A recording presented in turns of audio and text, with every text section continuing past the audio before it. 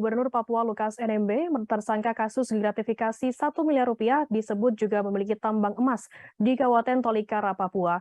Namun perizinan tambang emas pun baru diurus. Apabila sudah selesai, izin tersebut akan dilaporkan kepada Komisi Pemberantasan Korupsi atau KPK.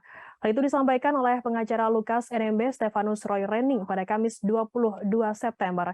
Pihaknya menyebut tambang emas itu terdapat di kampung halaman Lukas NMB, tepatnya di Mamit, Tolikara. Tambang tersebut dikelola secara tradisional oleh rakyat Papua. Roy menyebut hingga saat ini perizinan tambang emas tersebut sedang diurus. Saat selesai, dokumen izin tambang tersebut akan diserahkan ke KPK. Sementara itu sebelumnya pengacara lain Lukas NMB Aloysius Renwarin membongkar kliennya sering bermain judi di Singapura. Bahkan Aloysius Renwarin menyebut Lukas NMB bermain judi untuk melepas penat. Lukas NMB menganggap bermain judi seperti orang sedang bermain game, sehingga hal tersebut sering dilakukan saat Lukas NMB berlibur ke negara singa tersebut. Namun kini KPK telah menetapkan Gubernur Papua Lukas NMB sebagai tersangka kasus korupsi.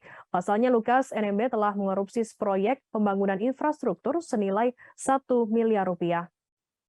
Tak hanya itu, PPATK juga menemukan 12 transaksi tak wajar dari rekening Gubernur Papua tersebut.